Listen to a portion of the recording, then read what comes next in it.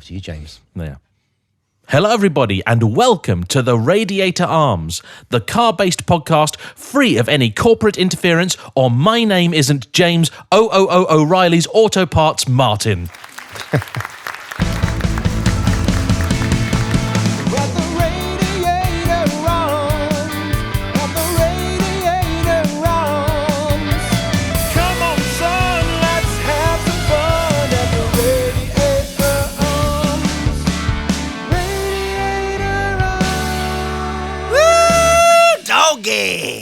Okay, today, as you may have already guessed by the release date, or not, is a very, very special episode indeed. So special, in fact, that you should not watch or listen to it if you haven't already seen the video in which Will gets his new car. Because today's episode is all about Will's new car. And, there was a bit of a process involved, so we urge you, if you've not yet seen that, stop, go watch, and then we'll wait here for you to come back. But if you are coming to us direct from that video and you haven't yet watched or listened to the Radiator Arms, welcome everybody. I'm James, aka JayEmm on Cars. To my left is the lovely Ant from Sports and Touring and JayEmm and Friends. Hello. And the man in the cans, the subject of today's discussion, the delightful Will. Hello, everyone. A.K.A. Will the Plank. What a name tag that was on my Xbox back in the days, and it's still stuck with me. The other day, my brother, he was like talking to me, and I was telling him about Ben, who mile by mile valeting, or Ben the Sparkle, as we like to call him. And then I was telling him about him, and I was talking about you, because he's been watching the podcast, and he's like, are you sure this is a podcast and not some sort of East End mob? Will the Plank, Ben the Sparkle, Three Feathers Jemmy. Feel like the clamps out of Futurama. Yeah, the clamps, boss, the clamps. Oh, that's a reference. Actually, to be honest, I've sort of always seen myself more as hedonism bot. Excellent. All right. So, Will, your new car. How long ago is it that you actually got it in real time? Oh, crikey. Is it about 2 or 3 weeks, somewhere? It was on a Tuesday, wasn't it? It was Sounds about right, yeah. On Tuesday the 13th. So it's literally today, 2 weeks, as we're on the 27th of May at the time of recording. Lovely. And how many miles have you done in your car now? I've put through a good couple of tanks of petrol now, so I'm not sure entirely, but 5 miles then? Yeah, exactly. I think it's about a good 300-400 now, maybe a little bit more. I've been doing a mix of daily driving and a couple of longer... Actually, it's got to be more than that. It's got to be like 500-600, because I've done some daily driving and I've done a few kind of longer trips in it now, and the car has been excellent. Lovely stuff. So, to remind people, in case for some reason there's been a bit of a break between you watching the video and listening to this, it's a 1995 Mercedes, a W124 E320, the first of its name, really, because this was the first time that Mercedes actually called something the E-Class. They changed all their naming stuff in the 1990s.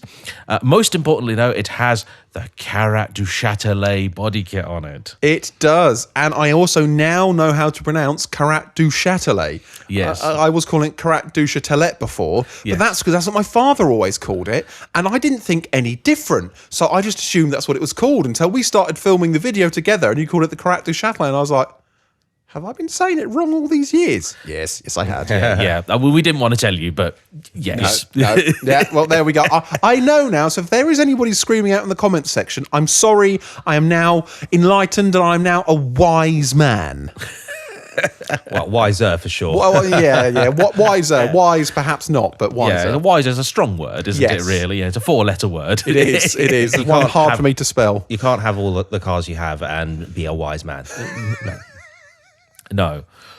But we've had some nice weather for you to enjoy it in as well. We have. And one of the best things about it is the air conditioning works. It needs a top up, but it works. And it's great. And to be fair, that would have almost certainly been an option at the time, because I seem to recall in the 90s, we'll obviously have to refer to our resident expert and professional old man here. 90s, I seem to recall, generally speaking, for cars, you got either sunroof or air conditioning, or sometimes just neither of them. Really rare to see a car that has both sunroof and air conditioning. And knowing Mercedes at the time, I'm pretty confident in the W124, a radio was not standard. Oh, I've been through the build sheet of this car because I've done and I've looked at like the Vindicator. I tell you what, over the past 2 weeks, I have gone into full research mode. I have been looking up everything and anything about the W124 or the C124 as it actually is, because it's the coupe chassis, and I've been looking up how everything works, what everything does, everything about the engine, loads of stuff. I've been non-stop. If I'm not in the car, I'm thinking about the car, or I'm researching the car, or I'm asleep. And I haven't been sleeping very well because I've been thinking about the car, and I've been wanting to drive the car, and I've been researching the car. And dreaming about the car. And dreaming about the car, yes, exactly. How do you think I felt, right, in the sort of, I think it was about a month's process between buying the car, which had been off the road for some years, then getting it serviced, sorted, MOT'd, and everything else, and then plotting and planning the big reveal and everything, because we had to do it in a dramatic fashion, right? Well, do you know what? I think you guys should explain the lead up of how this actually happened. Fill me in on the bits up until the point where I see the car. One of the things I want to say before we get into that is, just on top of what James was saying, he was excited. He was excited like a kid coming up to Christmas. He was messaging me almost every day. He was like, "Oh, I'm so excited. Oh, and now the car's got this done. And now we're at this stage." Oh, and it was just like every day. And it was like, so he could not contain himself. And he was bursting to tell you. It was just like, how I didn't let it. I mean, honestly, how I did not let it slip. Like, I was so worried. I was just going to at some point make like a casual reference to the Merc and be like, yeah, there are other Mercedes that I definitely haven't bought in secret. You know. So the short version is a friend got in touch and said, "Look, this car's going to be coming up for sale." He runs a dealership. It's been off the road for a few years, was clearly quite well looked after before, but it's an old classic. W124s are in that really, really weird stage where, because they were relatively commonplace and because they were generally quite well looked after, there's still a lot of them around. So they don't command massive sums, which from a dealer's perspective does make life a little bit difficult, because you could very easily buy one and then find out to get it to a retail standard, you're going to have to spend an awful lot of money, which then generally means you're just going to send it to auction. And of course, you send it to auction, anything could happen. So I have a bunch of, dealer friends, and also sometimes just random people that email me saying, "Oh, James, I've got this and it's either about to come up for sale or whatever. Do you want to buy it?" And 99 times out of 100, I say, "Thank you, but no thank you." Anyway, this car came up and it's like, "Hey, it's an old 90s C-Class coupe." Like, yeah, cool, really nice, but I'm all right, thank you very much. And then they said about the body kit, and it was the body kit specifically which suddenly made the connection in my mind, because we'd spoken, I think maybe even in the very first episode of this podcast, about your experience of your very first drive, which was with your dad's, was it 1990? So yeah, he had a 1990. I think it is either I think they had about 3 facelifts of the car or something like that over its life. So it might have been second or first, whatever it was. And yeah, it was a 1990 300e 24 valve. So it was the more juicy, the more interesting engine, because they originally did them with 12 valve engines. Yep. And yeah, it had the Carac du Châtelet body kit. It was in a kind of a beigey color with a cream leather interior as well. I think it had 17-inch. Actually had the Carac du Châtelet wheels on it as well. Ooh. I'm pretty sure it was. And yeah, that was a lovely old one. The M103 engine, I think it was, something like that, because it was 104, I think, possibly. Or 104 is the one. The 104 is the one I've got. The previous one, which had the old K-Jet or the kind of the constant injection system, the old mechanical ones, was, I'm pretty sure, the 3-litre. I could be wrong. I am very new to actually delving really into all of this. Yeah, but yeah, one of those, being pedantic now. But and it was the saloon as well. Yeah, it was the saloon. So it wasn't identical.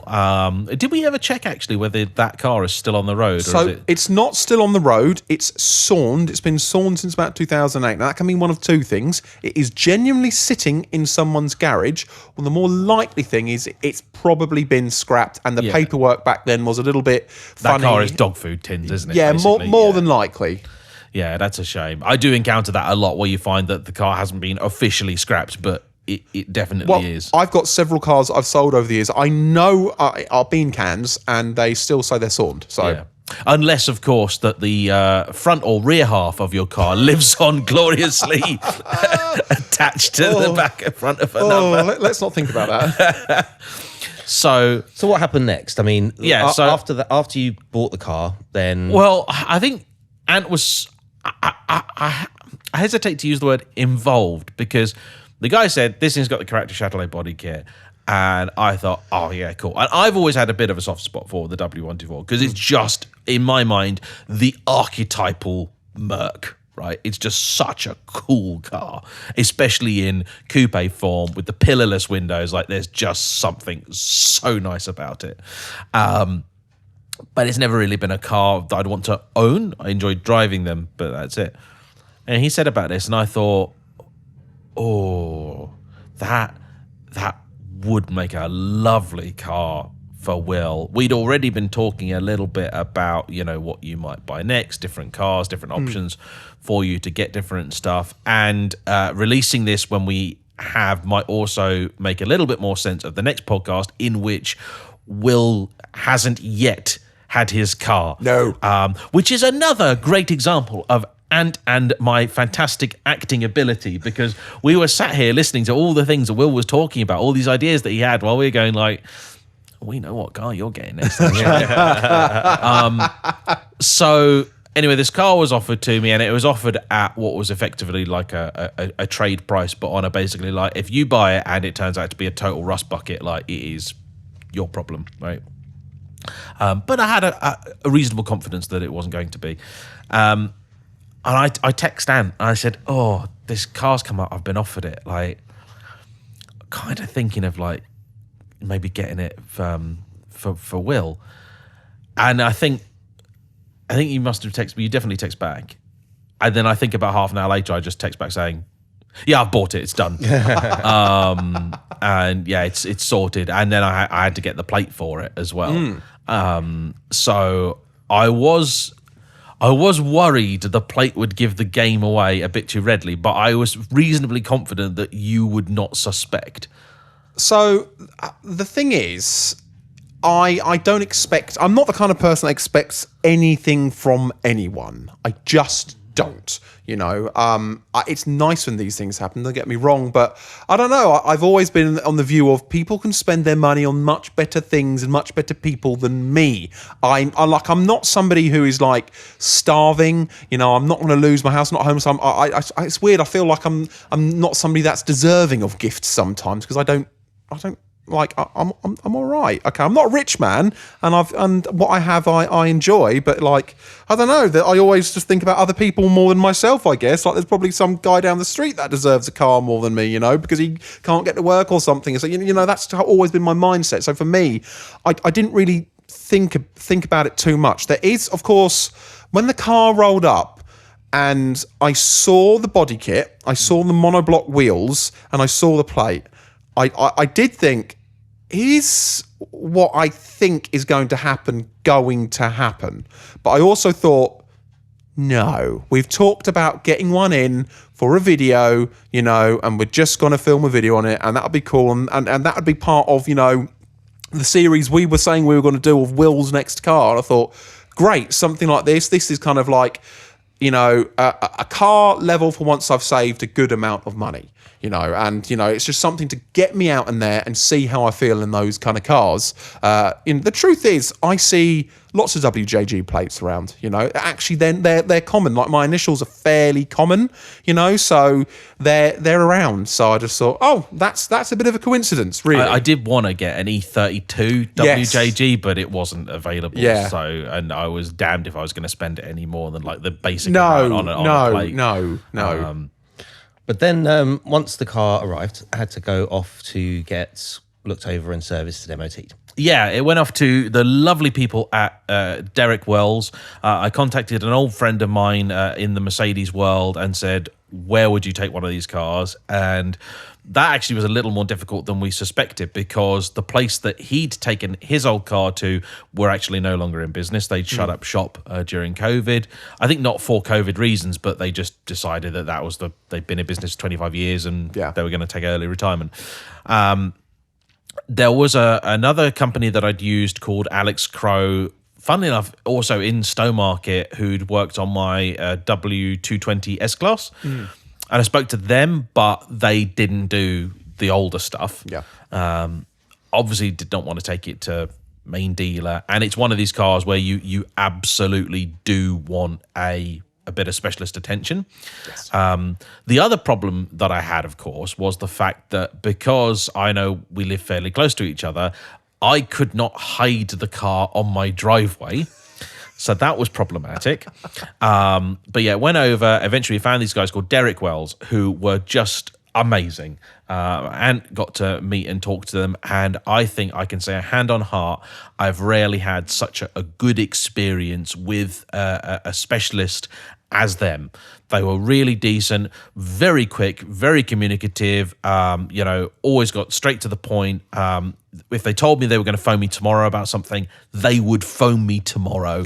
And that you just don't get very often anymore. Yeah, to add to that, a couple of days after I got the car, I actually rang them up because I wanted to query a couple of bits of the service items of some of the stuff that's done, so I know what needs to be done, because I am going to do some of my own work on this car as well. There are plenty of things on that chassis I'd say not a professional mechanic, but somebody who's skilled at working on vehicles can do with no problem. And I rang them up, spoke to them. They just seemed really nice. They did as you said. I said, would you mind emailing me that over with a quote, because I think we're going to look at getting the automatic transmission fluid done, because that hasn't been done in about 10 years.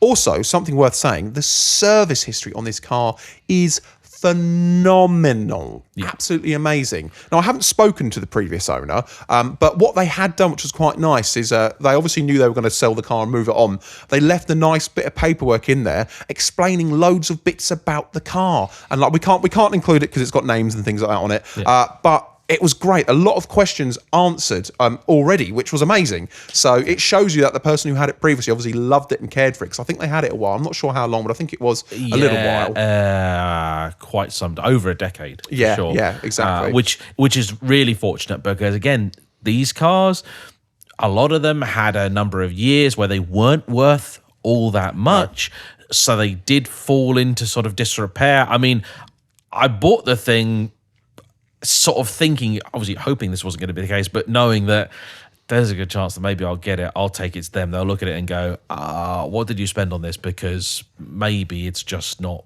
worth it. As it happens, not the case at all. No. It is an excellent example of a W124. It is a credit to its previous owner.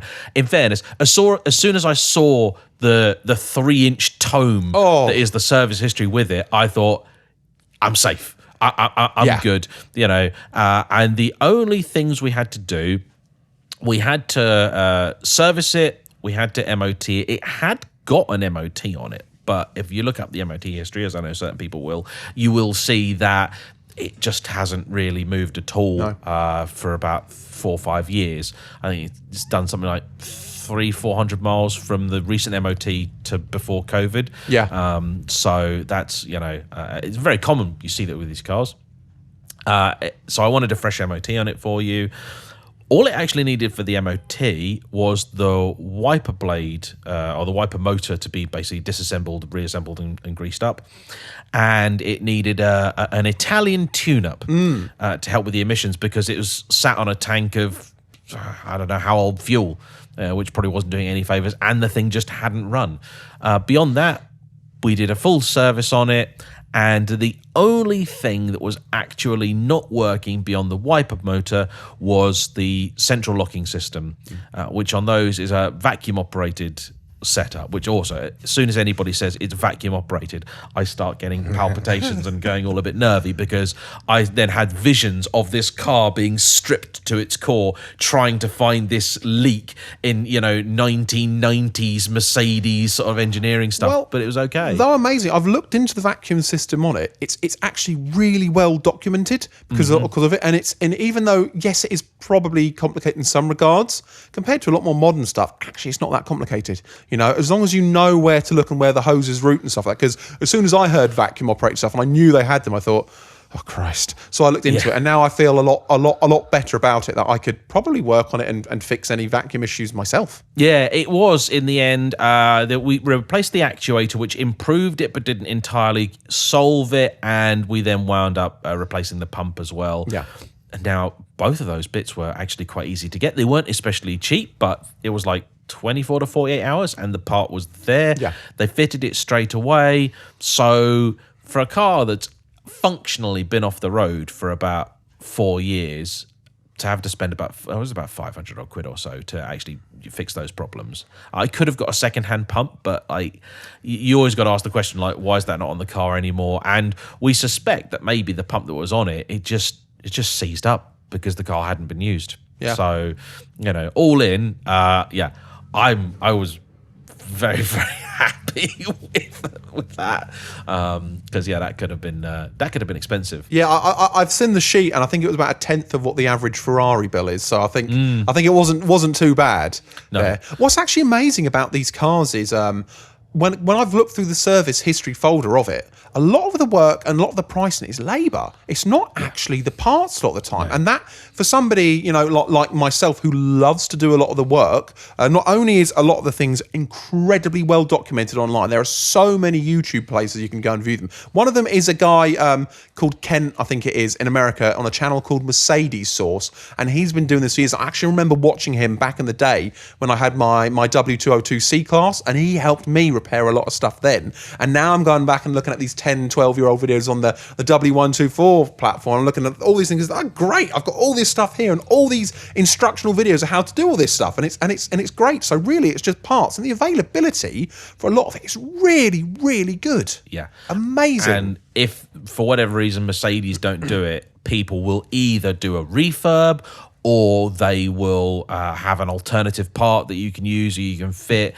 There will always be a solution. That's one of the great things about, I wouldn't say that a W124 is maybe the easiest classic car to own, but it has to be up there. It's got to be easier than my Maestro. And you might think that's a bit strange, but the problem with the Maestro, the parts availability, is a man in a shed who happens to have a bit that he's been sat on for 30 years. With the W124, you need it. It's out there. Little bits, there'll be little bits of trim and things like that which are hard to get, but also you kind of go into the mindset of, actually, some of these can be restored, these bits of trims, and fixed, or possibly 3D printed or something like that, so...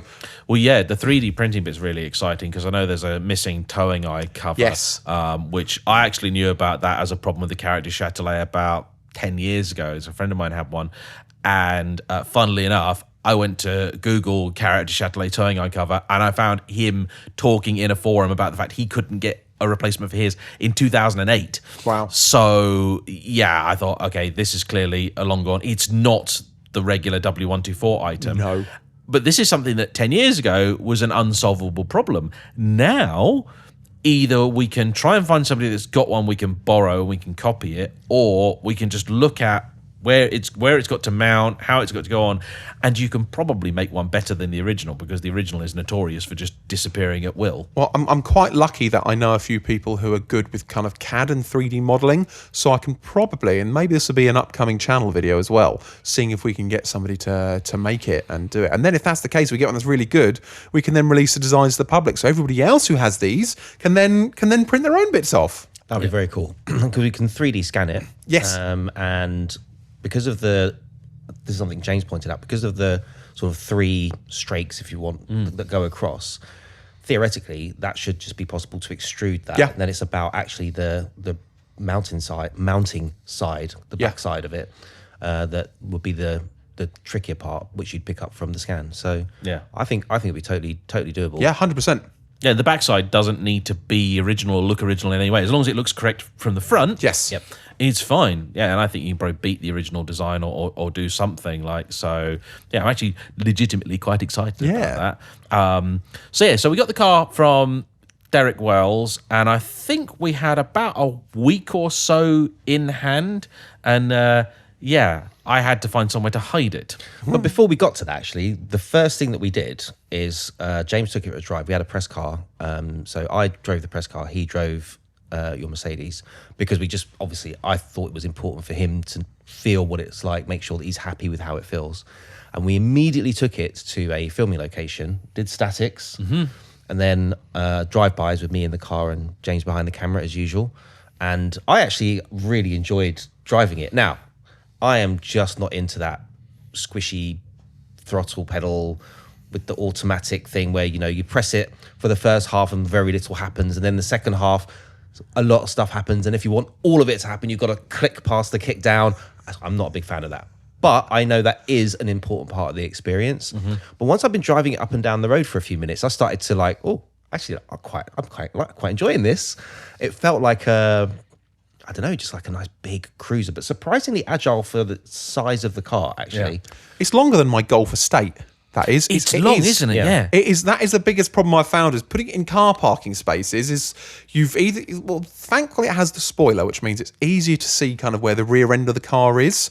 But like you park up and then you get out and then you look at the back and think, yeah, I'm right up to it. And then you walk to the front of the car and think, bloody hell, the car's poking out the parking space. Oh, I've just had a thought. Oh, There's something. I tell you what, I'll buy this for you, right? Okay. And you can fit it.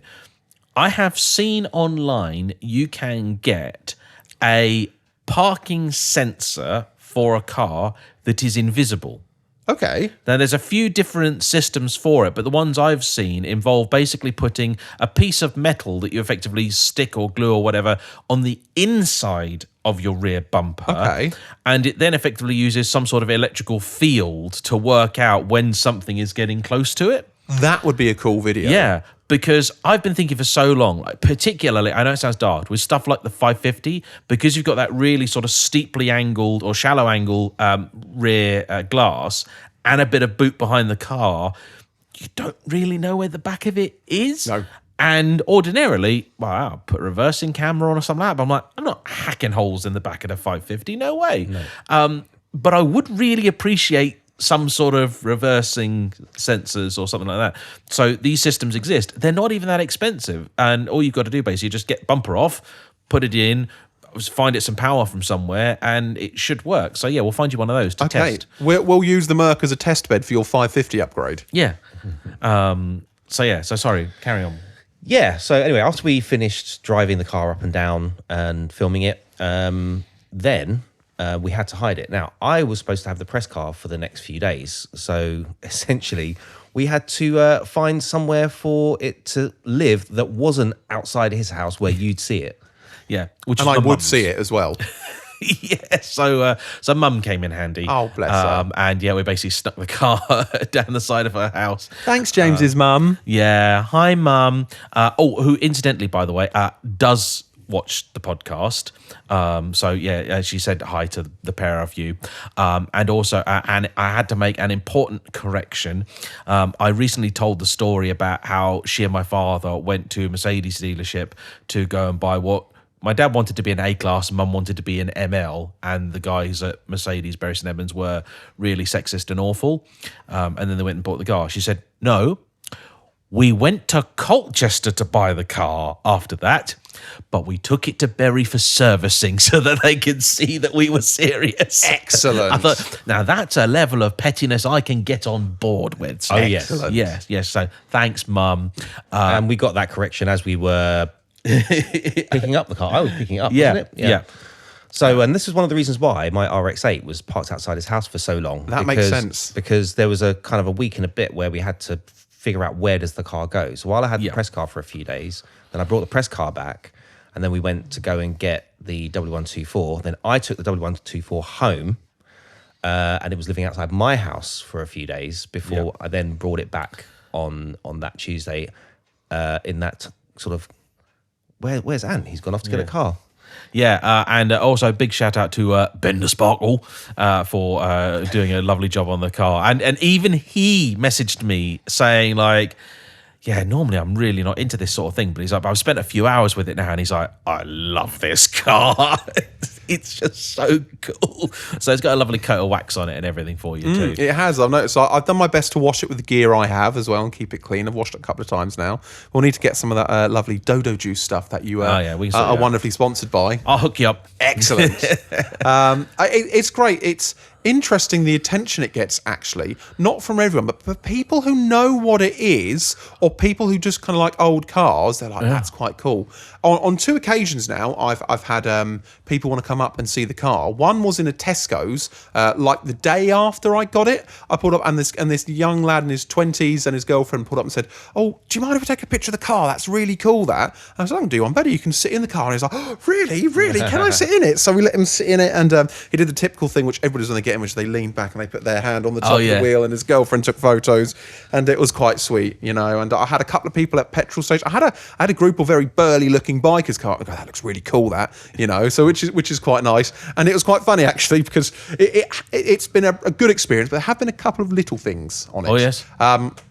So one of the initial things was the steering lock got jammed on at a petrol station as well, and it's great because I'm having a conversation with all these bikers. They go, "Oh yeah, it's a really lovely car, but you know how long you had it, blah blah blah." And I'm saying, "Well, I don't know, I haven't had it long, but I won't be able to get it home because I can't get the steering lock off." But it just turns out, like a lot of little things from a car that's sat, it just needed lubricating. So I used a lock appropriate lube on it, and I locked up the whole barrel, and also because I've done an upcoming video will be a radio installation and a radio kind of repair and sort out on the car. One, I had the part of the lower dashboard down. I also kind of greased up and lubricated some of the bits there, and it seems fine now. Yeah. It seems absolutely fine. It's like it also had a tiny little coolant leak, and you see a coolant leak in an old car, and you smell it on an old car, and you think, "Oh no, what's gone wrong here?" But all it was literally one singular hose clamp that needed tightening up. That was it.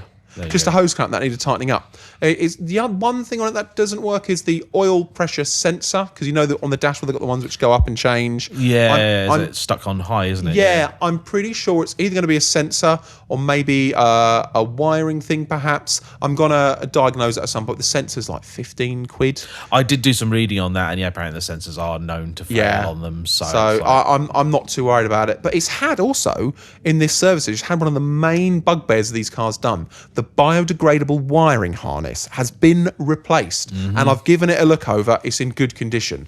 Yeah, that's a job you don't want to have to do.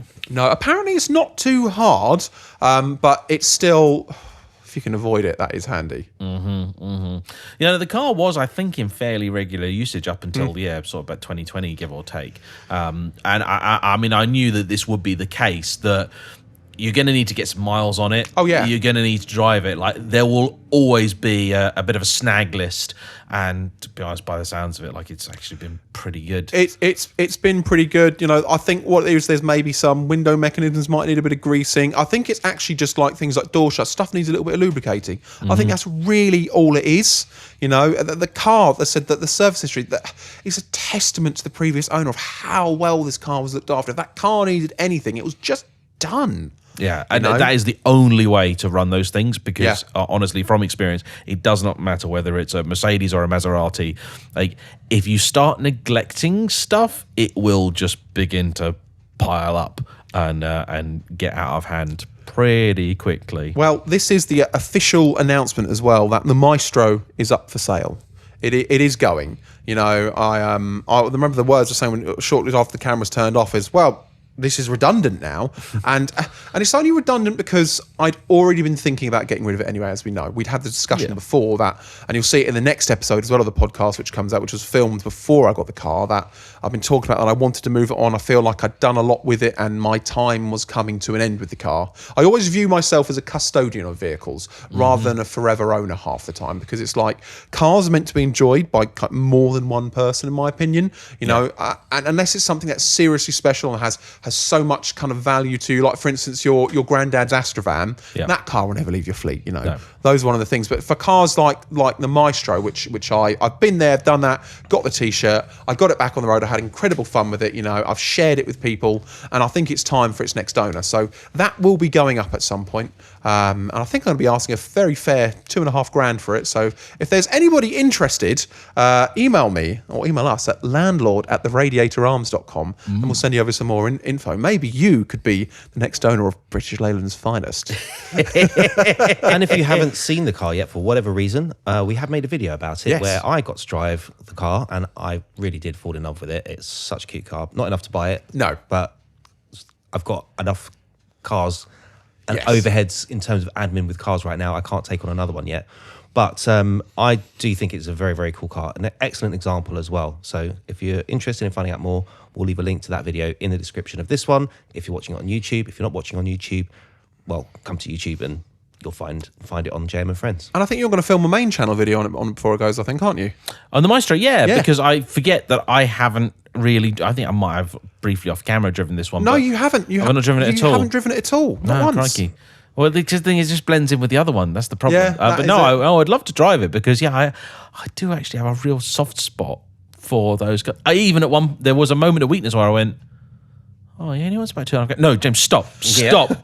Like, no, this is becoming like a habit. Like, no, you can't. Like, and honestly, this was basically the thought process with the Merc, which was that I got offered it and I was like, oh, that's really lovely. I'd quite like one of those. I was like, what would I actually do with it? Like, not really that much, but I also would like to see the car used and enjoyed. And I was like, oh, yeah, Will'd love something like that. And I just thought, well, this is not a bad idea, actually. Like, the more I thought about it, I was like, yeah, I just want to see his little face light up. Well, my face has not stopped lighting up. But this is the thing as well, talking about maintenance of the car. The money from the Maestro will go into a pot specifically for this Mercedes upkeep.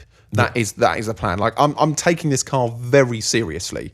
You know, if this had been gifted to me 10 years ago, it'd probably end up ruined, to be honest with you. But now, at the mindset that I'm in and the feelings I have towards cars, and actually, I'm not going to modify this thing at all. It is already so perfectly modified. The Sportline suspension. So this car, right, it has got Sportline suspension on it. It has got the Sportline steering box that's refurbished. It's got the Sportline anti-roll bar. It's got the 18-inch monoblocks. I think it's Aero 2 style, something like that. Sounds about right. Obviously, the Caractère Châtelet body kit. It's got a Brabus-style steering wheel. It has. I was about to ask you, where the heck is the steering wheel from? Because that's confused me. That is the same as the Brabus ones from what I've found. And it hasn't got the Brabus airbag, because I think those are very expensive.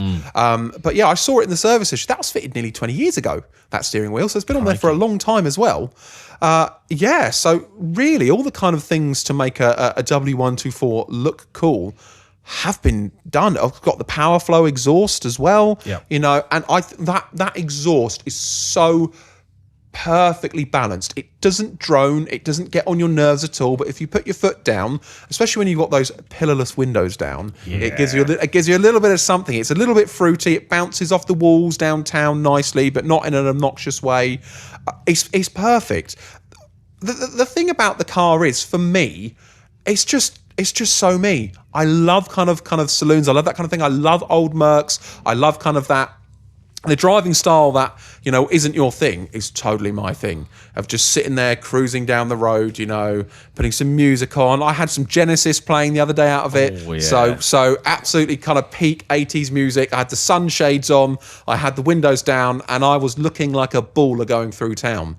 You know, I just was. And that's it, isn't it? That's the kind of lifestyle that car is all about. I mean, when we went and picked it up from Mum's, I was sat in, I think it might have been one of the Audi R8 press cars, and Amp was pulling out of her driveway, and I was just looking at this thing being like, God, that does look so good. Like, and because they're quite rare now, and actually they're also extremely rare in good condition now. Oh my God, that has to be one of the nicest ones in the country, Yeah. which is, it's one of the reasons why I'm going to keep up on the upkeep. Yeah. You know, it's got to be done. It's got a couple of bits of paintwork that he's doing. There's on the offside rear wheel arch, there's a little bit of rust creeping in, and the boot lid has a tiny bit of rust creeping in. Yeah, and there's like a little crack or something on the front bumper front, as well. yeah. Like you can see as well, like it's probably always going to crack from there because you can tell where they've designed it. There's obviously a bit of a stress Yeah. point on it. Yeah. But yeah, I mean, I love the color as well. Is it emerald green? Emerald green metallic, I think it is. Yeah, which is really, really nice. Because also, a lot of them were just silver oil, which I know your dad's old one was. Maybe if I'd seen like a silver saloon, I would have had that for you as a bit of nostalgia. But Yeah. I just saw this thing and I was like, ooh, yeah. Well, the thing that was interesting is I regularly look up on eBay what these cars are going for and in good conditions, and I regularly lust over the coupes with like the lower down with the monoblock wheels as well, and the saloons. Yeah. You know, so it's one of those cars I always wanted to own, and I'm now glad that I do. Yeah, and we can fit the three of us in it reasonably comfortably. We can, which is amazing. James will sit in the back and he'll look like an absolute mafia boss. Like he'll look like a Don, being driven around. It's great. Don Jimmy. So we just need a East End mob nickname for me now. We've got Three Feather Jimmy, we've got Will the Plank, we've got Ben the Sparkle. maybe Tony 210s. Yeah, Tony Two Tens. I'll take it. Excellent. If anyone doesn't know why that is, it's because I got two cars that happen to be V10s. Yeah. Brilliant. Don't like being called Tony though, so don't call me Tony. Stick to Ant, but I'll take it for this one. Tony 210s. So speaking of which, I had an email for you the other day. Oh, Yeah. It was not sent to our email address, I believe. It was sent to my regular one. But if you would like to send us an email, it's landlord@theradiatorarms.com. And I've just seen we have had an email, but we'll read that in the next episode that we record. So, does it say nice things? I don't know. The second email, I don't know, but this one is nice. It says, "Hi Jay, a big fan of the channel and the podcast, which I listen to while I'm detailing. I'm Jack and I run/own Classic Modern Retro down in Cornwall. It's a dedicated place for detailing, sales prep and storage for classics and sports cars. Currently in my storage, I have for sale the perfect car for Ant. It is old and Goodwood race ready. Ooh. I have driven it a few times and I'm absolutely in love with the way that it looks and sounds. It is currently for sale for, I'm not going to tell you the number, and doesn't really need anything doing. I will attach some photos for you. Yes, I haven't mentioned what it is. You have to see for yourself, but it does have a race-prepped engine with twin Weber 45s. Need I say any more? If you want to come and visit the car, I can organise a few days of other customer cars for filming to make your trip worthwhile." That's from Jack Smythe at Classic Modern and Retro. And here is the car. No way. That is sick. There is another photo. There is another photo. Yeah, What is it? Actually, I don't even know what it is. So I'll show you that's the rear three quarters. Ooh. Okay, and I'll It looks overlay. very cool. Yeah. Okay. Sunbeam. It is a Sunbeam. A Sunbeam what? I don't know. But that race prepped, my friend, could be yours for 25 grand. I will give it some thoughts. Yeah, Worth checking out, I'd say. I will. I think we should give Jack an email back. I quite like the look of that. It's cool. It's an awesome little thing. It does look cool. I'd like to see the inside, to see the if it's got roll cage or whatever. So doesn't look like it's got a roll cage in it at the minute, but you could always put one in. It's got a big wooden steering wheel and a beige interior. Yep. And actually, it looks like it's only got one seat in it as well at the minute. Ah. Race car vibes. Yeah, for sure. Like, it does look cool. I really like the shape of the rear. Yeah, okay, what is it? I mean, I was about to do a reg check, but I don't think that's going to tell me anything about the car. But yeah, that is very nice quite looking. cool. I mean, considering That's not even something I was even consider, to be honest. No, but considering how much would you pay for like a decent Datsun 240 now? Like About that. Yeah, really? Are they that affordable? Entry level one, yeah. Very basic one. Not one with some work and that done to it, sure. Yeah, you'd need to do some work on it. You'd need to do some work on it. But I mean, the trouble is, I've got I've got the 240Z from MZR in my head. That's in my brain. I just can't comprehend How much are they? Like 200 grand or something? No. If you actually go and spec one yourself, Yeah. you're looking at 110 upwards. They can go up to. I mean, it really is. Yeah. It's a bespoke build. Sky's the limit. Yeah, they've got like custom carbon fiber body panels that you can put on there as well. There's all sorts of stuff you can do. It can go crazy. But I have seen some of those around for around the 75 mark, which is definitely well outside my budget. So I wouldn't even be thinking about something like a 240Z until I could at least get something close to something like an MZR. Well, I'd kind of like seeing like the process, start with a reasonably standard car that maybe needs a bit of TLC. Because the other good thing is if you buy a car where you're like, oh yeah, this is going to need redoing, and this is going to need redoing, and this is going to need redoing, and this is going to need redoing. But they were bits you were going to get MZR to do anyway. You're like, well, that makes a lot of sense. Kind of like what I'm doing with my Cayman. I always wanted a Cayman with the rebuilt, uprated engine. There's no point buying one with a good engine. No. You buy one with a knackered engine, and that way you see it almost as a savings on the car that you wanted to buy, because the car I wanted to buy didn't exist, so you have to make it. I would love to follow the process of a car being built at MZR anyway, just because I think it's cool. So, hey, if anyone knows anyone at MZR and they're watching, make sure you put them in touch, or even I'll just get in touch with them. But longer term, I mean, the way that they work is they'll source the chassis for you. Yeah. Because they get them all from California, because it's just the place where you've got the least amount of rust on the shell. And then the shell's stripped back to bare metal, and then they rebuild the car from the ground up as if it's a new car. But you still get to keep the original original VIN. But they essentially rebuild the car from the ground up as if it's a new car, and you can spec everything that you want on it. But anyway, that aside, another option that I hadn't really considered was actually road legal race prepped classics. And the more I think about it, the more I like the sound of it.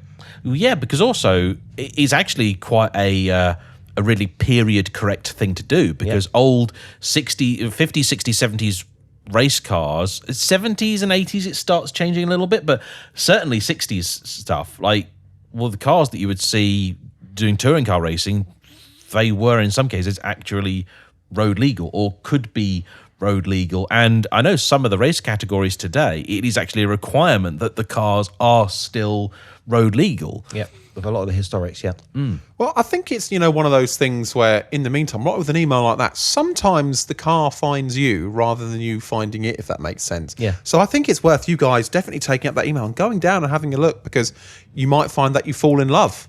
You just never know until you drive the car. Exactly. Well, That's the worry. Yeah. Do you know, there have been cars that I've avoided over the years for exactly that reason. I've just avoided them because I just felt like I'd probably do something stupid and put myself in a financial position that I probably don't want to be in at that moment in time. And then it was only when I was ready, then I've actually driven the cars. Like the Super Leg, I didn't want to drive one because I had a really, really strong feeling that I would either love it or I would hate it. And if I hated it, it's like, you met your hero kind of thing. The bigger issue is if I loved it, if I fell in love with it at a time where I couldn't buy one, I would have done something stupid.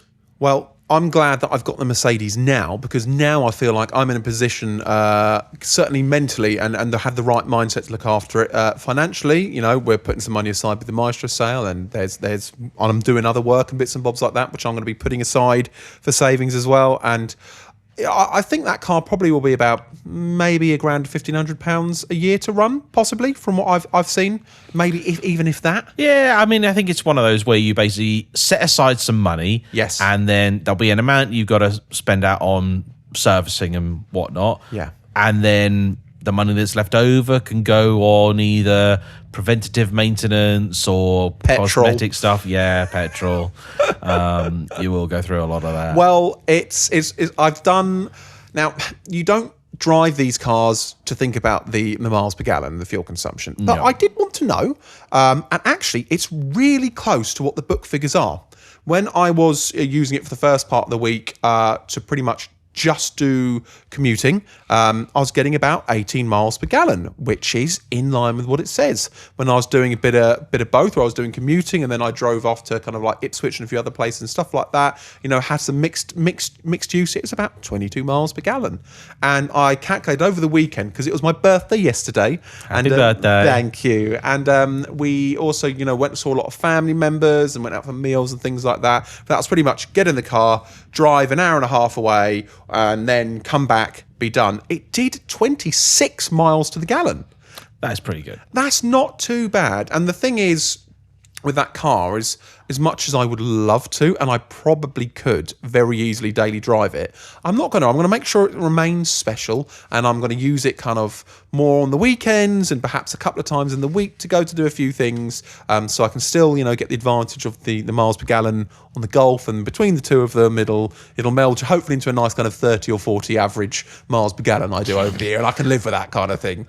Well, yeah, and with those cars, it is, I believe, for all classic cars, it is important to keep the usage regular. Yes, absolutely. You don't have to use it every day of the week, but I think at least really every fortnight, like give it a good run. The car will appreciate it. Yeah, absolutely. I mean, that's the big problem with a lot of just a lot of cars that are collected, is they just sit there for too long doing absolutely nothing.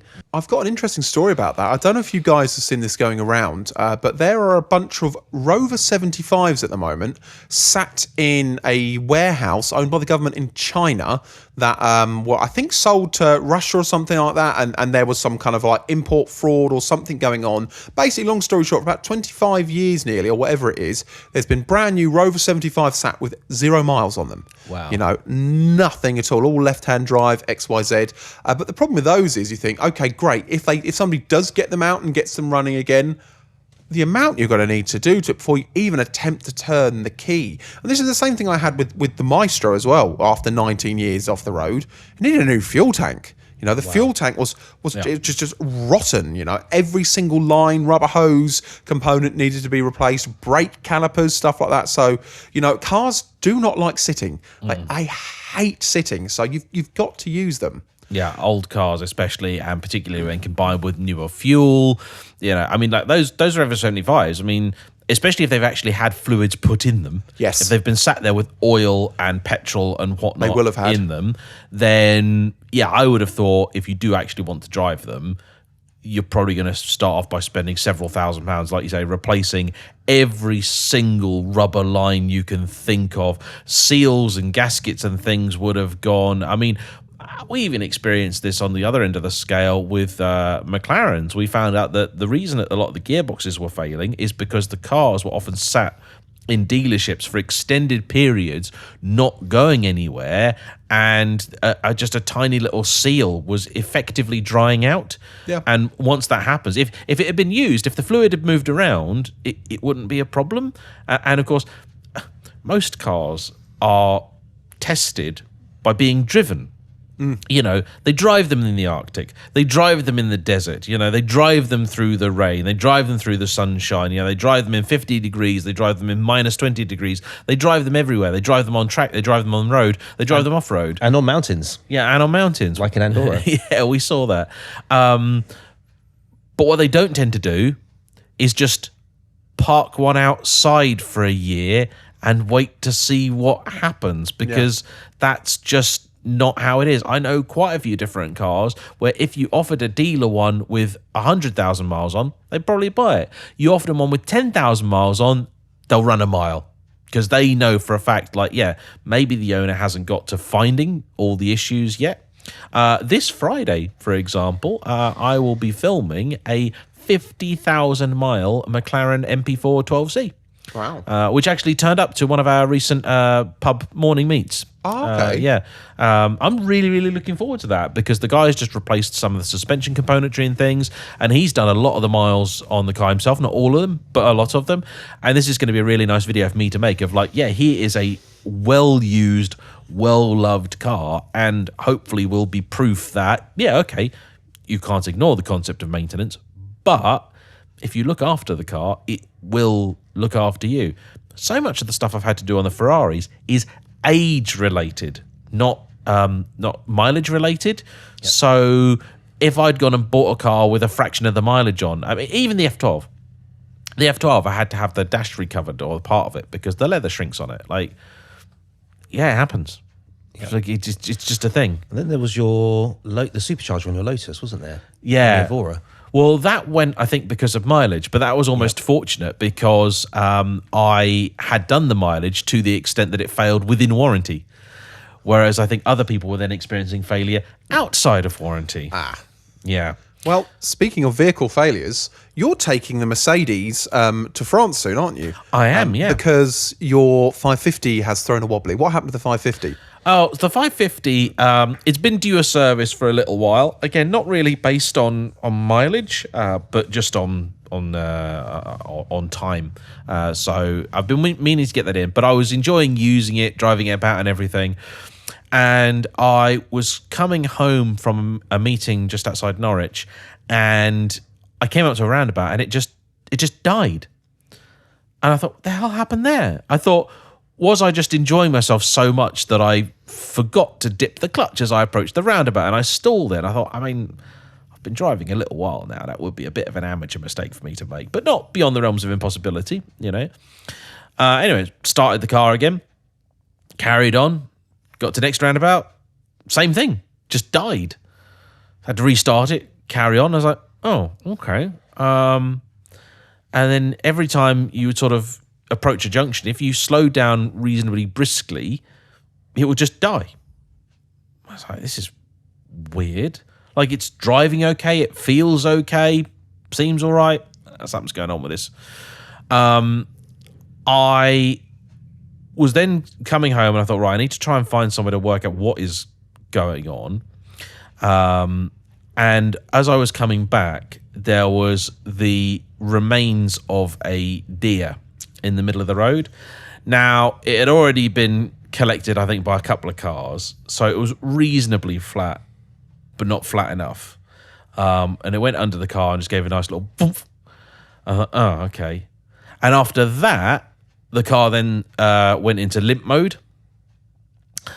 So I pulled into a lay-by, had a look under. Now, I think what actually happened is two separate issues.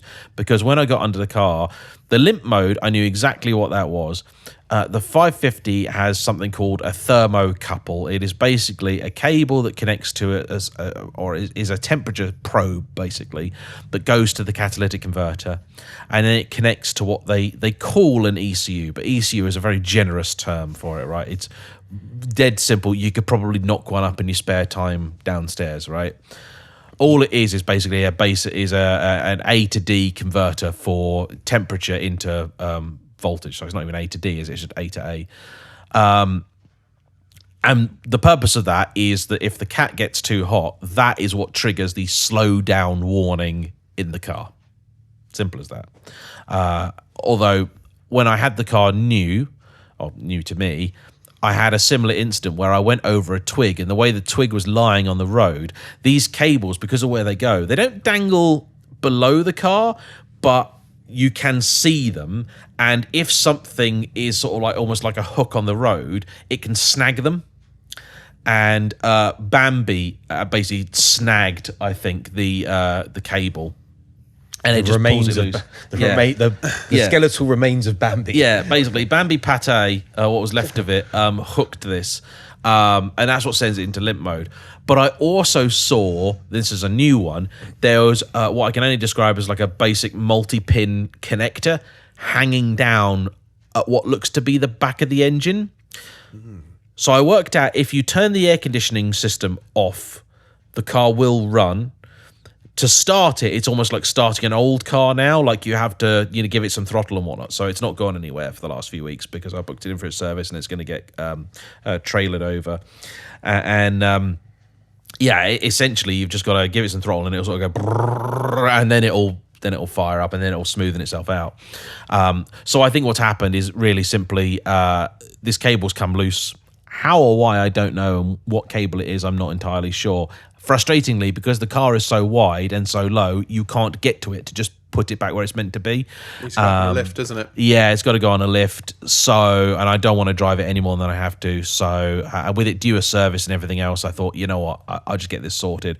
I'm happy that it's happened now, because if it happened after it came back from the service, I'd be really, really frustrated. I know we've been looking and doing a lot of work on that end of the car, because we've had the steering rack servotronic module in and out about half a dozen times. So it might be that this cable has been disturbed or something, or maybe removed and put back in, but just maybe not quite firmly enough. I don't know. But I'm 99% certain it's just a metering issue. And I think the car's just running on its base map because it doesn't know what it's getting or being given. Back onto the W124 though, before we then probably wrap up. Yeah. There's one bit of the story I think we forgot to mention, which I thought might be interesting from a behind the scenes point of view. So the original plan was that you'd go off and drive the R8, and then you'd come back and you'd just see it there parked on display. That was the plan. Now, I was parked at a staging area where I got to have really, really delicious toasted bacon and egg sandwich. So good. Anyway, and then I had the sort of my detailing kit with me, so I made sure that I just dusted off the car, because obviously I'd driven it there, got it all clean and ready to go. And then my job was to wait. And I waited, and I waited, and I waited, and then I got a message from James saying, oh, we're rigging up now. And that was at about sort of 10 past the hour. And I was like, okay, cool. That normally takes him max 10 minutes. I'll just expect a message anytime now. Nothing. And I was looking at my phone, and I was starting to got 15 minutes in, and I'm like, maybe he was hinting, because sometimes James can be quite a little bit vague and just assume that you know what he means. Yes. And I thought, okay, I'm just going to think that maybe when he said we're rigging up, he's expected me to just guesstimate when I should leave from that. So I was like, okay, right, that's it. We're 15 minutes in, I'm leaving. I'm not going to go too fast just in case. So I'm driving along.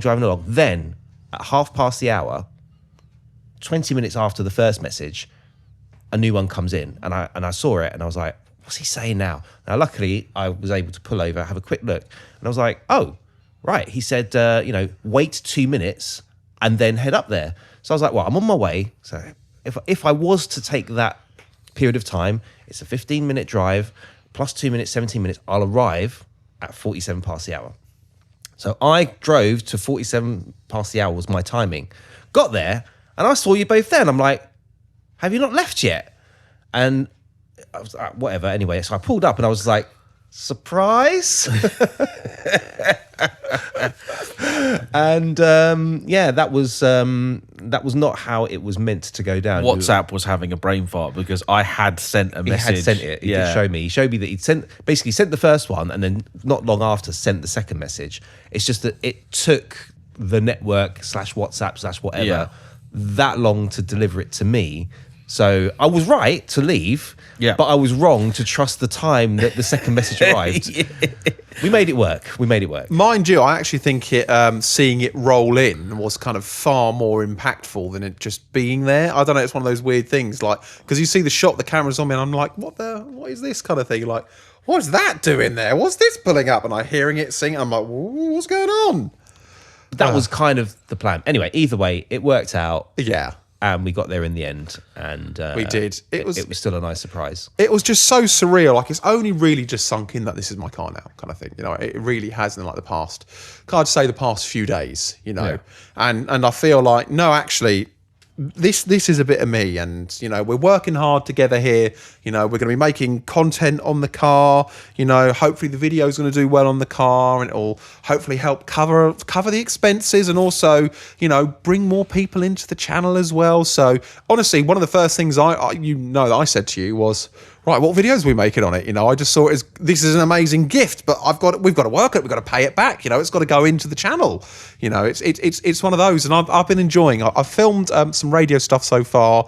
We're going to do a couple of videos, I think. You know, talking about some of the problems, and you know what it's like owning your dream car and things. And you know, we've been brainstorming some stuff, and as I said, you're going to take it to Le Mans. I don't know if you're going to do it's going to the Le Mans Classic, and I probably will do some filming, because I wasn't intending to do too much filming. I mean, I've been invited over there, and the guys at Team Langoustine are putting me up. And I think when this goes out, there might still be time to book if people want to come along. Yeah. But the Le Mans Classic specifically, I think, is a really cool event. And yeah, unfortunately, with the 550 being out of action at just the wrong time, I probably could have got it back in time, but the last thing you want to do with a car that's just come back from a big service and having work done is then take it to the continent. So I thought, what else could I take to Europe that would kind of be suitable for the Classic? And I just thought, like, I wish I could take the Merc. And I was like, no, sorry, I'm telling Will I'm taking the Merc. which is fine by me, because the way I see it is I've got this time now to find out the little imperfections that need going over, which I've pretty much sorted, so it's ready for a long trip. And also, I get to have somebody else potentially break down on a long trip without me having to do that, which is great. So we'll know if the car can make it to Le Mans and back with no problems, I can take it anywhere. It's a good soak test just to get the car used and see if there's anything else that needs fixing. And if anyone gets stranded, it's not you. Precisely. And it's not even that far. It's probably basically a tank down and a tank back. I think once you're across the water, because I've got to get from here to Dover for the shuttle, and that's not quite as many miles as I'm going to do in France, but I think like door to door, as it were, it's like 350, 400 miles, something like that. What, each way? Yeah, just not that bad, and it's a lovely thing to do it in. It's a wonderful cruiser, and it's got a really big boot, so we can pack all our stuff in there. Even with the subwoofer in there, it's still got a big old boot. As soon as I opened the boot, I just thought... We're going to have to insert a great clip of my friend Harry at the meet that happened a day or two after. And then he decided it would be a good way to test if he could fit in the boot. And there he is, just getting in the boot and putting the boot lid shut. We opened up and he's it's quite comfy that actually. So yes, you could fit a lot in there, including multiple humans. Going back to the kind of the East End gangster. Yeah. Storage for extra passengers. Yeah. The dead weight kind. Yeah.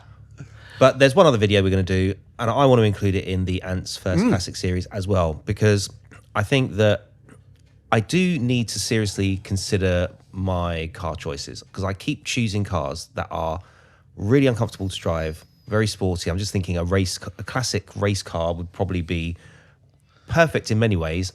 But I do think I need to start thinking, do I need something that can do something other than shake your fillings out? Listen, if you ended up with like another 124 yourself, that would be what you want. I wouldn't do that. I would just be, it would be more a case of something like this rather than exactly this. How about the Porsche built 500e?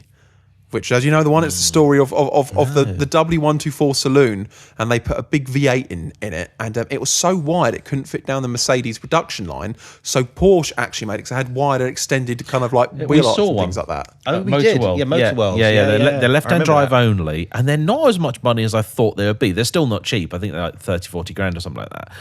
But they are impossibly cool. And yeah, it's true. Mercedes couldn't build them. Porsche built them because it's about an inch or so wider on each side than the regular car, so it wouldn't fit down the production line. That's hilarious. What do you think to him for a 190e, something like that? With a big engine? Don't get me started. Honestly, I love the 190e. I love it. The only problem is I would absolutely have to ruin it and have one of these sort of like rep. But also, I would have a 190e if it weren't for the fact that the last one I drove was 120,000 quid. Right, like I really liked it. Okay, it was a 2.5 Evo 1 with a power kit on it and this, that, and the other, and a titanium exhaust made in Japan. Probably cost $12,000. But would I really sell the F12 to buy a 30-odd-year-old Mercedes that if you went and watched an old episode of Top Gear, they were buying for a few grand? Like, no, I'm sorry, I can't. I have to draw the line somewhere, and that's it. Yeah, but I mean, I think the point is though, I do need to think about other types of cars as options, and I think that's really the conversation to have there. Yes, absolutely. So, well, I like cars that do complementary things. Like I've stretched it somewhat, but I do like the idea that every car that I buy fills a role or does something that other cars on the driveway don't. it was one of the unfortunate issues that I had with my Aston Martin DBS. Now, the DBS was always intended to be a short-term resident. That was just always part of the plan. And I saw one go past while I was filming the other day. And it was spectacular. It looks so good. It sounds good. But they don't drive anywhere near as nice as the F12. They haven't got anywhere near as much storage space in them as the F12. They've got piddly useless back seats that I don't use. They don't have a decent sized boot, which I do use. And the unfortunate truth of the matter is that the F12 is a much, much better car. Now, in terms of value for money, the Aston Martin is excellent because you can have one of those for half the price of the F12, except the problem is I've got the F12. And you then wind up just looking at it going like, yeah, I don't really need two modern-ish V12 Grand Tourers on the driveway. Now, the 550 I can justify because the 550 is a classic. It is a completely different thing. And also I own it outright. There's no finance on it or anything like that. So it's not like it's sat there costing me money every month, just most months. See, the thing is, you're having to do man maths to justify your choices. Whereas me, I look at the car, either I want it or I don't. And I don't care if it does exactly the same thing as another car. It just doesn't matter. I just want it. But I'm a little bit older now, so I'm kind of going through that, YOLO/FOMO phase of my life where I don't want to miss out on opportunities to have a car, even if it's for a short time. And I'm curious to know if any of you have had to do any sort of man maths gymnastics to justify a car that you currently own. Let us know in the comments. And if you don't want to tell the story there, feel free to send us an email at landlord@theradiatorarms.com. I think we're probably reaching the end, but Will, any thoughts or reactions on the overall experience so far? I just, Have you taken your dad out in it yet? Yeah, he's had a brief ride in it. He liked it. We haven't been out fully yet. In fact, in a couple of days' time, we're going out for a meal. We're going to go out, and I'm going to pick him up, my wife up, my stepmom and my dad, who you saw in the video. They've been. God, I wish the cameras weren't rolling. That's one of my favourite bits of the video. Yeah, they were being little buggers. It's lovely when you see a little bit of kind of banter between your parents. What did this? No, you didn't. We didn't. They dropped you right in it, and I loved every moment. I'm just sad that people can't see Ant and I corpsing on the other side of the car. And I must say, half of it was pure libel and slander. And you'll see them in court. Exactly. Yeah. I will see them in court. We'll give them a legal kicking. Do we need to put on screen every time they say anything like asterisk allegedly? Allegedly, yes, pretty much.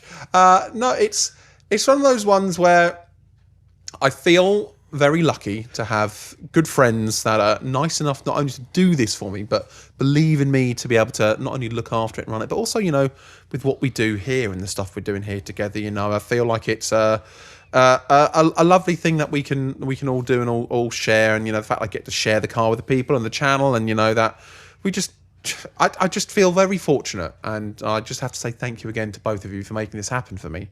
And right. I just hope other people are going to enjoy the content on it as well. And I feel like I've got a vehicle that can keep up with the big boys now. In the cool that factor. That's properly cool. Like as evidenced by our meet. We parked like two pretty serious supercars next to it, and people love the Merc. Yeah, they did. That is one of those cars. As you use it more, you're going to realise. And I say this to people all the time, you do not have to spend masses of money on a car to get something that gets a bit of attention. But what you will need to do is you need to actually plan your trips so that you have a little bit of extra time if you ever have to stop for fuel, as you've discovered now.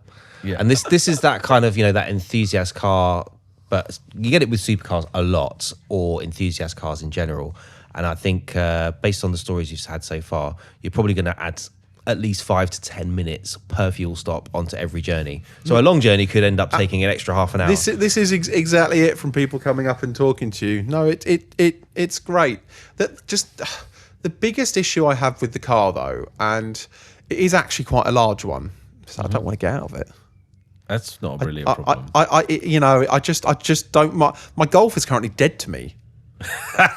It's one of those, you know. It's we've got to talk about the Golf again at some point, because that is going to be going through quite the dramatic change, actually. Yeah, but also that's the nice thing, because now you're getting to experience sort of what, well, I and could have, but is decided for whatever reason not to, a bit of variety in your driver, because now you've got your ultra cool 1990s Luxo barge, which is just the peak of awesome.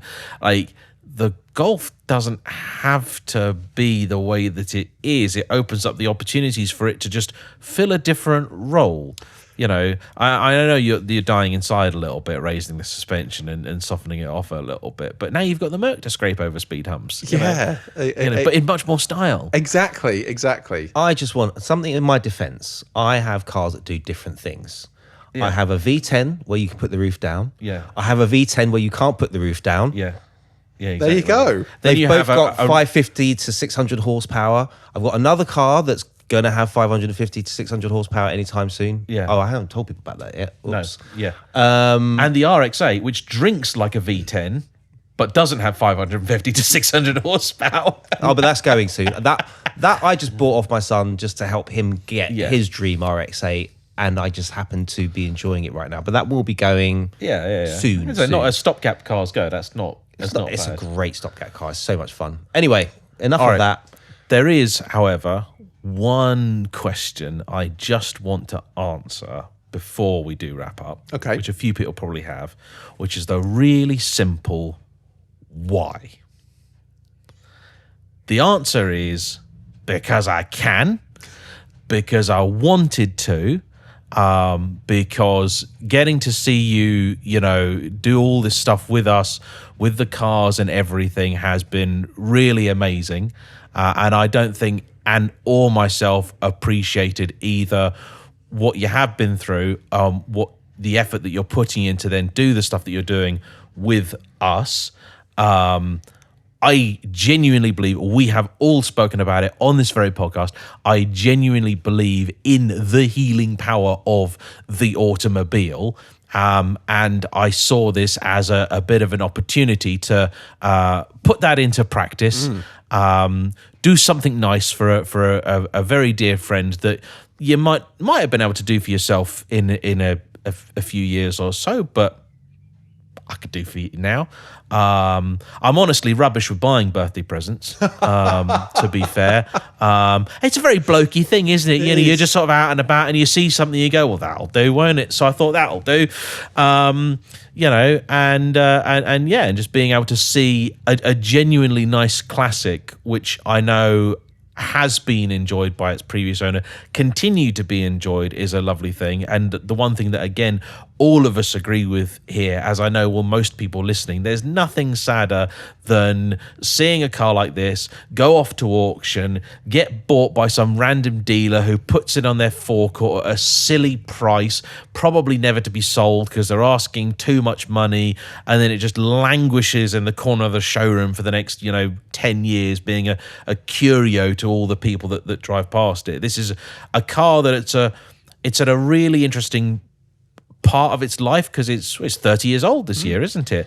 And this is the point at which they either get taken off the road or turned into bean tins because they're basically knackered, or they get turned into museum pieces because somebody spent so much money on them that they don't really dare use the thing anymore, or they can continue to be enjoyed as a car, which then brings joy to not just the person driving it, but to all of those around it. And I know you already get this with the Maestro, but hopefully you're also going to get it more with the Merc. You get that sort of, whatever the opposite of Schadenfreude is, you just get that real nice sense of warmth when you're driving something cool about the place and people look at it and you're like, yeah, and you've made their day a little bit because they've just seen something epic roll down the road, and for a fact they're about to go and text their friend or tell them what they've just seen. And yeah, so to me the price is immaterial. It doesn't really matter, because it's something that I could do, so I decided to do it. And I've always fancied sort of doing something like that, and you seemed a worthier candidate as anybody else. So, yeah. Do you know what's even better? The fact that because it's in the family, you get to enjoy it as well. Yeah, that's also All of us get to enjoy it, you know. So as the new Radiator Arms company slag. Exactly, pretty much, pretty much. Yeah. So on that note, myself, I just want to say thank you to everybody that's been watching in this past kind of half year or so. Thank you to everyone that's been so nice, you know, in welcoming me in, a stranger, a nobody into the fray, and, you know, been leaving the nice comments on the videos I have done, and people wanting more, and, you know, just people who I've met at the meets, you know, that have watched and, you know, come up and spoken to me. It's really lovely. As I said, the healing power of the car is great. Yeah. And I said before in a few podcasts ago that 2025 has been shaping up to be a nice year for me, and it is continuing to be that way with my mates by my side. Who knows what will happen, and who knows where we'll be this time next year. Filming that video, and we're out in the W124, and you said, like, wow, I already got to, you know, driven an R8 this morning. Now I've got to drive a W124. And like, what are we going to do this afternoon? I'm like, oh, you got no idea. Oh dear. But yeah, thanks everybody for watching. And if you don't like Will content, stiff shit, he's stuck with us now. Yep. So yeah, make sure to hit that like button, subscribe. Don't forget, we are always here on YouTube first. Regular episodes will be continuing to come at 7 o'clock on a Monday morning, followed then a week later on Amazon, Apple, Spotify, and other dark corners of the interweb. And yeah, from us, we simply wish to say a big thank you. Bye-bye. You said once a stranger and a nobody. Once a stranger, always a somebody. Yeah, there you go. Fair enough. That's a good way to look at it.